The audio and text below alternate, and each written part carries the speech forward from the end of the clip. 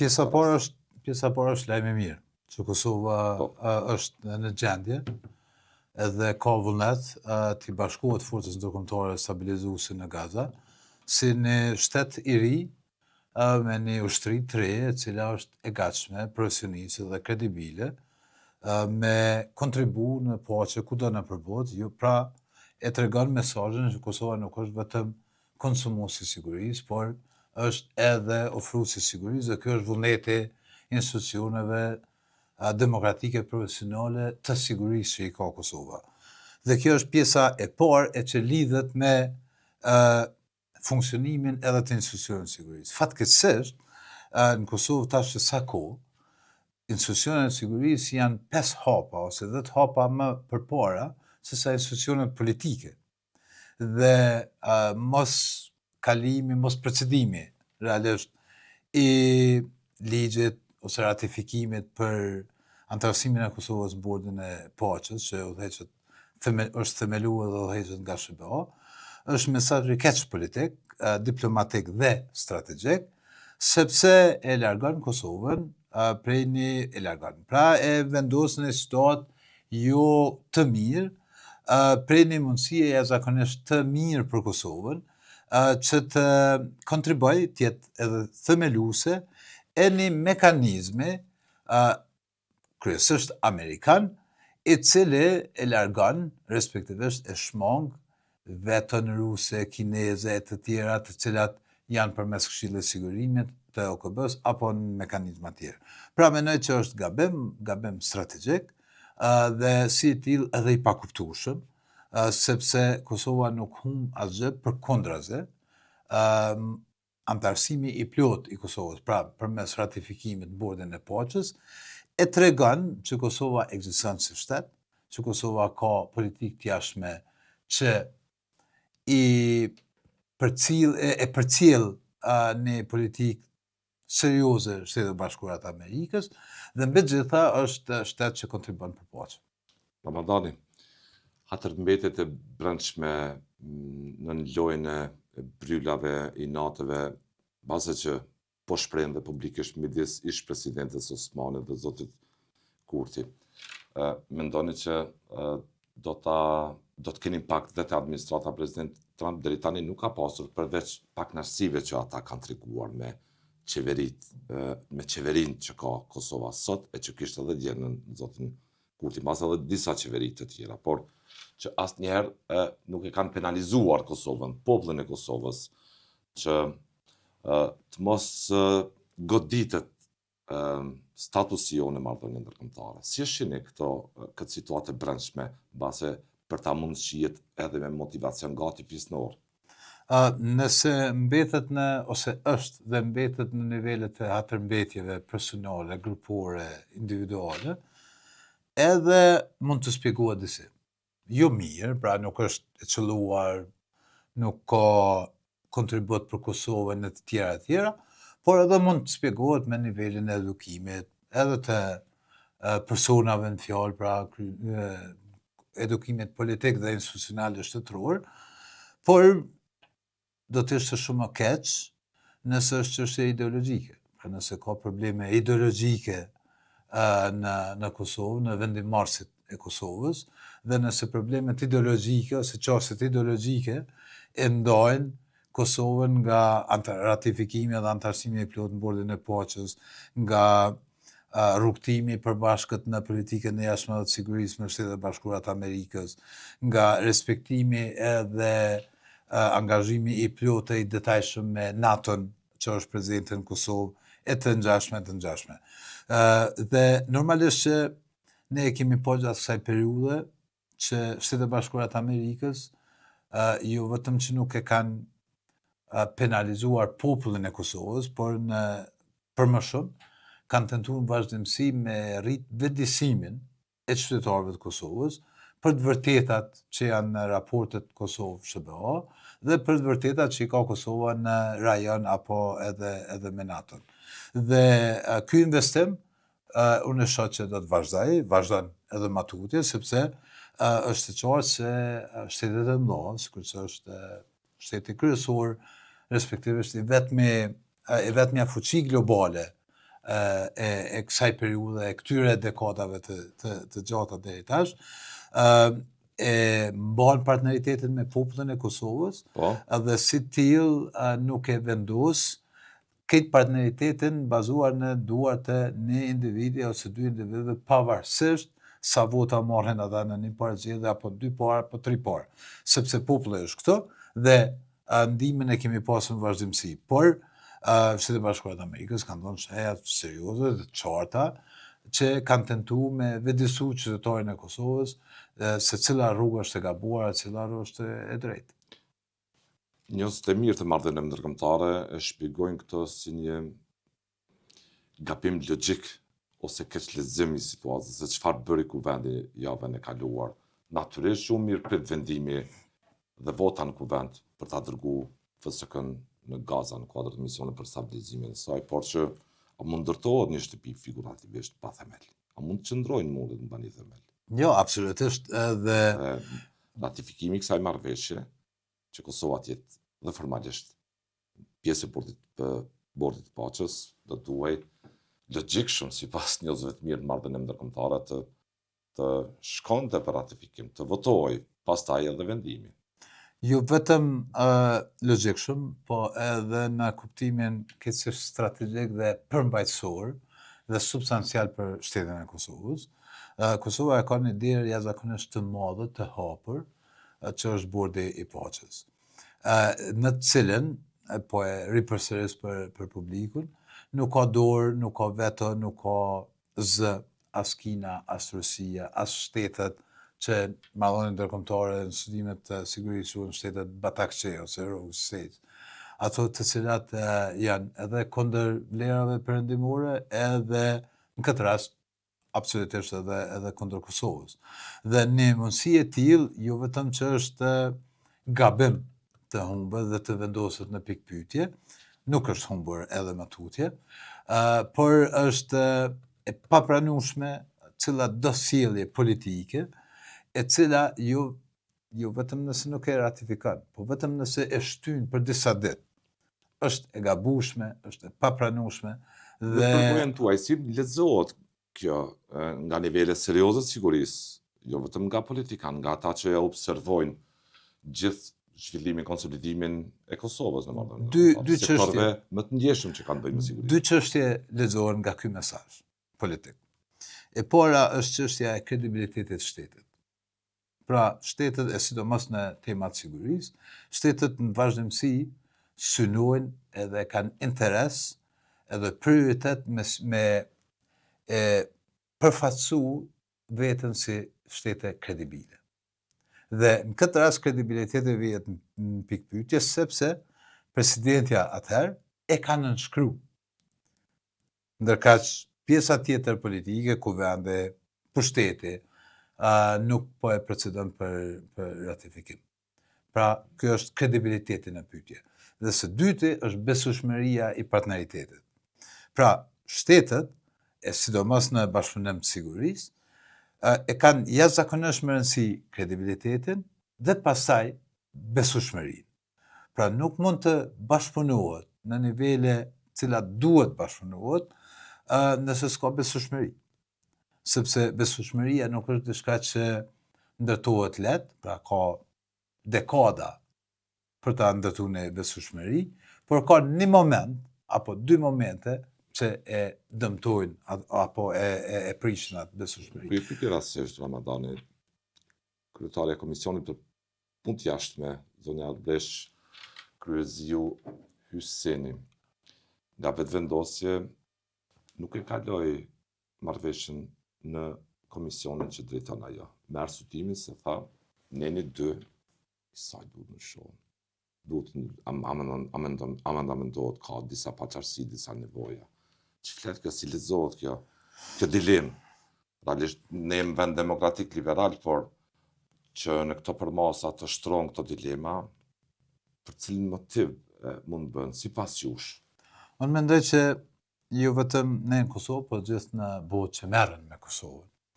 E kuptojnë që zonja në fjalë, apo zotëri tjerë rreth saj, rreth tyre, nuk janë ata që vendosin, nuk janë ata që marrin vendim, e durin zemër nuk janë ata që kuptojnë. Pra as nuk e kuptojnë fushën e marrëdhënieve ndërkombëtare dhe as nuk e kuptojnë fushën e sigurisë globale dhe rolit se cilët shtet, në këtë rast shtetit të Kosovës.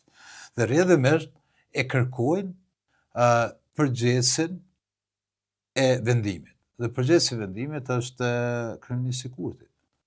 Pra nuk po flasim për situata të ligjeve për pesticide, apo për fusha caktuara të cilat edhe mund ta shohim ndonjë ekspertizë, po flasim për marrëdhënie ndërkombëtare dhe siguri globale, e rolin e shtetit në to, në cilat njerëzit që ngritin dorën në kuvendin e Kosovës, fatkeqësisht pjesa më e madhe e tyre janë pa ekspertizë, pa përvojë dhe pa dije e pa njohuri për fushën. Dhe rrjedhimisht kërkohet qëndrimi politik. Komisionit për punë të jashtme ku vendit Kosovës, ata mund të mos kenë background, sfond të dijes komplekse, po them, të ndjeshme për të zbardhur. Prandaj po e lidhim me përgjegjësin e çështjes politike dhe vendimit politik. Pra sepse përgjegjësi dhe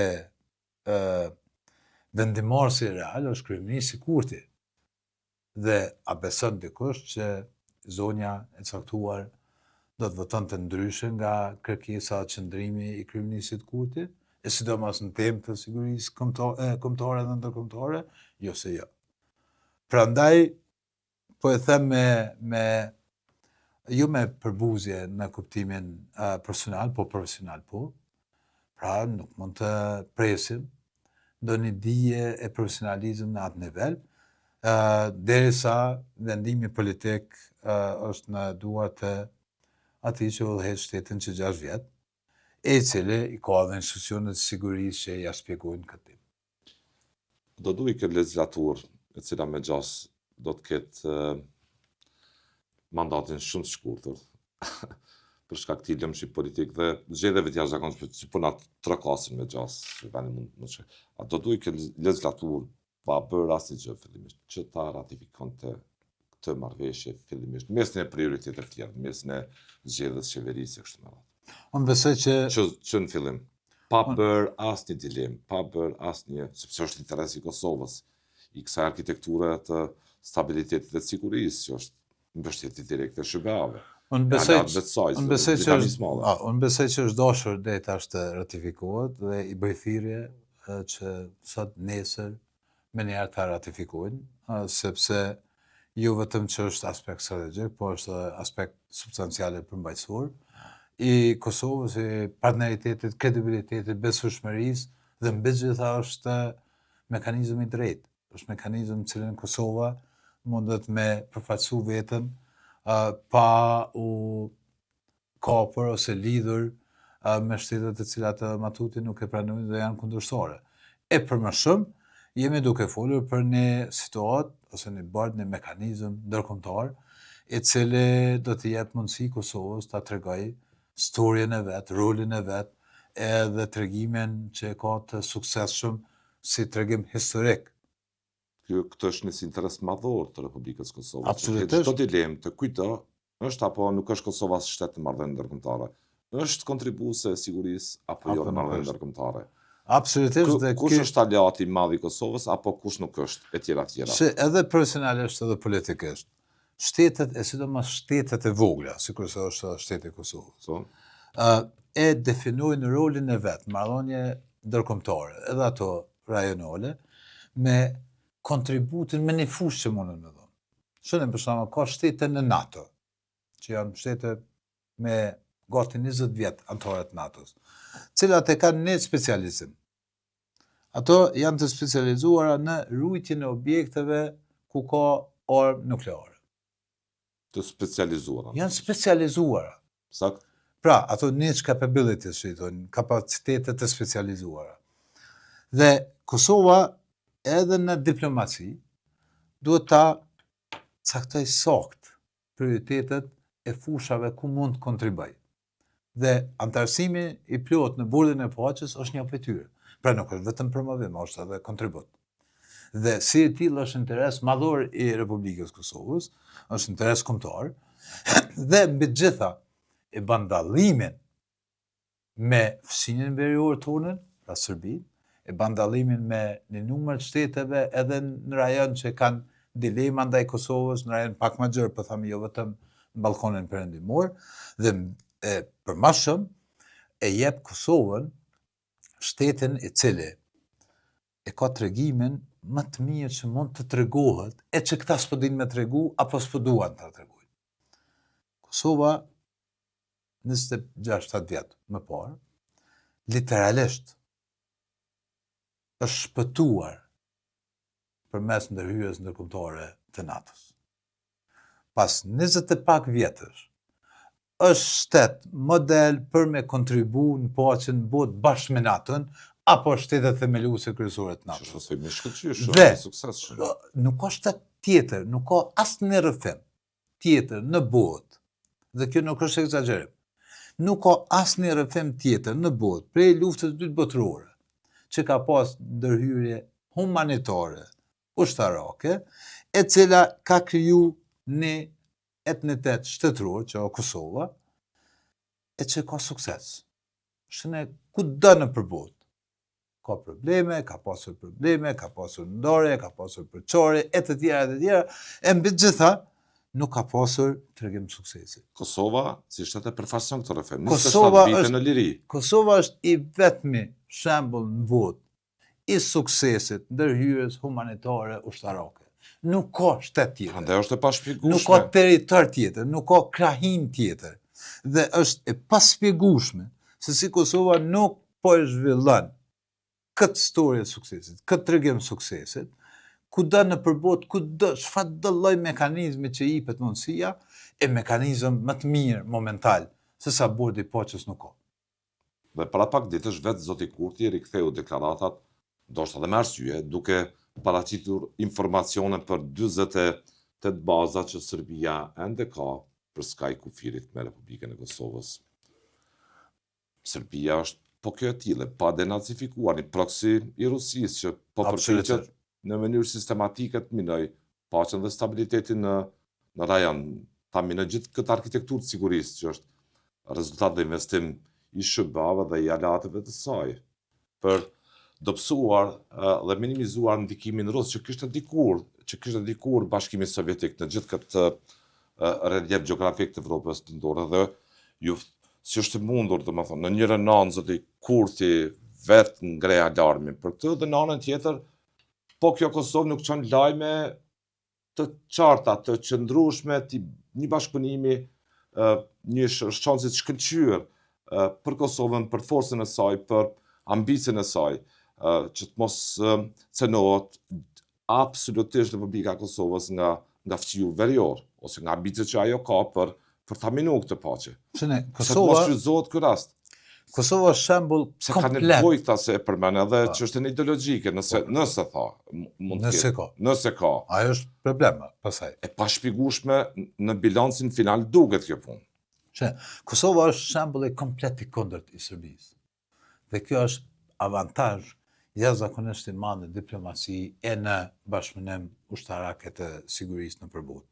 Sepse jo vetëm se duam ta themi, por institucionet e sigurisë e diplomacisë janë këtë treja. Pra nuk vuajnë as nga hegemonia e gjenocidit, sikurse vuan sektori i sigurisë i Serbisë, pra ushtria e Serbisë, udhëheqësit e ushtrisë së Serbisë dhe matuti i kanë duart me gjakun e shqiptarëve, bosnjakëve të kroatëve. Jo vetëm të institucionet sigurisë, po edhe të institucionet politike, po kuptohet. E së dyti, nuk vuan as nga komunizmi. Pra, institucionet e sigurisë Kosovës... Edhe pse nuk ka dënuar Kosova krimet e komunizmit. Po, janë institucionet të reja, të ndërtuara pas lufte, me një procedurë këtë tjetër, dhe nuk janë zgjatim institucioneve komuniste që i ka Serbia, i ka në disa shtete në përrejon. Sepse në këto fusha, reformimi i tyre është shumë më i vështirë se sa themelimi nga fillimi. Nga baza. Dhe kjo ka ndodhur në Kosovë, pra janë themeluar nga fillimi. Qëllimet janë këtira, synimet janë këtira. funksionimi dhe operacionalizimi i tyre është këtë tjetër. Por problemi është politik. Problemi është i kësaj ngarësie politike. Ngarësia apo ideologjie çun? Na përshojmë si veprim të ngatë. Shpresoj që nuk është ideologjike.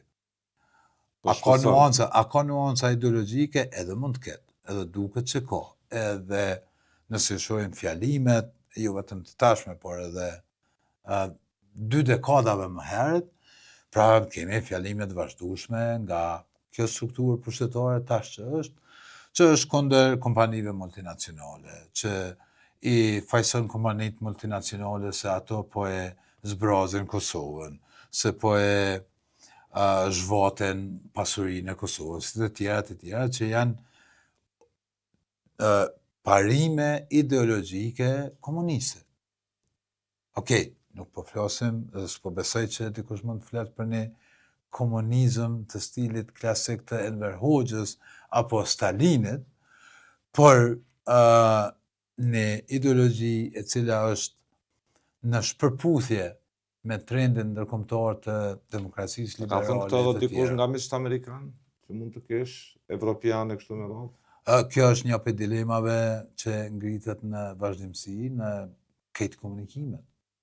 Edhe me ndërkombëtarët, por normalisht edhe me vendorët. Pra është një prej pyetjeve ose dilemave serioze, nëse po flasim për një qasje qeverise me premisat majta socialiste, që do të ishte në rregull, apo po flasim për diçka më shumë që ka edhe pjesë ideologjike komuniste.